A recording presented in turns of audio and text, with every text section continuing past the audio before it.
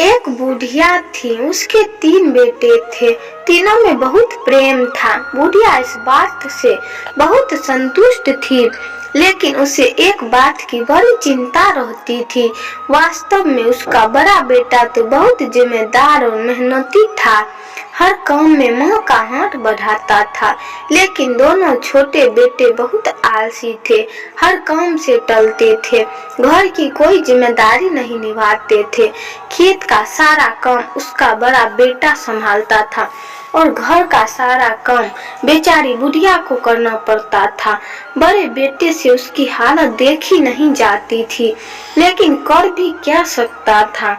फिर एक दिन उसने अपनी माँ को तीर्थ यात्रा पर जाने के लिए कहा। बुढ़िया ने मना कर दिया, क्योंकि उसे डर था कि सारा काम उसका बड़ा बेटा कैसे संभालेगा। लेकिन अपने बेटे के साथ बार बार समझाने पर वो मना नहीं कर पाई और यात्रा पर जाने के लिए तैयार हो गई। मेरे बेटे को थोड़ा सुकून मिला कि कम से कम माँ को थोड़ी राहत तो मिलेगी। अपनी माँ के चले जाने के बाद बड़े बेटे ने थोड़ा और जल्दी उठना शुरू कर दिया। वो पहले घर का काम करता, तीनों के लिए खाना बनाना, फिर खेत में जाता। उसे अपने छोटे भाइयों से बड़ा स्नेह था, इसलिए उनका काम न करना उसे अखरता नहीं था। माँ की तरह ही उनकी जरूरतों का ध्यान रखता, इसी कारण उन्हें माँ की कमी महसूस नहीं हुई। 2-4 दिन वो तो सब ठीक चलता रहा, लेकिन फिर एक दिन अचानक बड़े भाई की तबीयत खराब हो गई।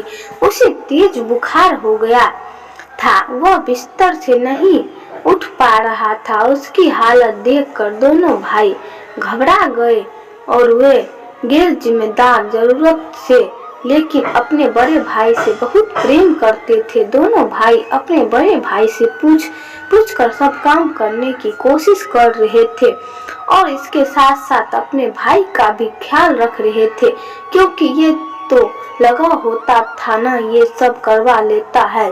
बड़े भाई को ठीक होने के हफ्ते भर का समय लगा, लेकिन इस हफ्ते में बहुत कुछ बदल गया था। अब छोटे भाइयों को ये बात अच्छी तरह समझ में आ गई थी कि माँ और बड़े भैया कितना काम करते हैं।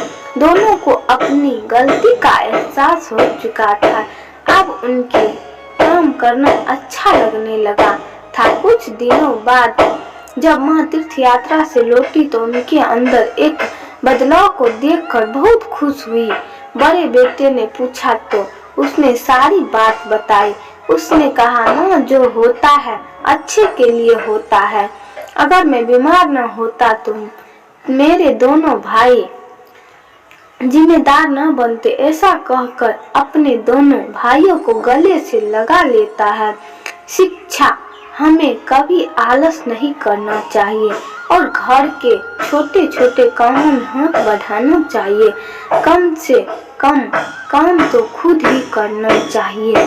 अगर दोस्तों आप इसी तरह नई नई कहानी सुनना चाहते हैं तो हमारे चैनल को सब्सक्राइब जरूर करें।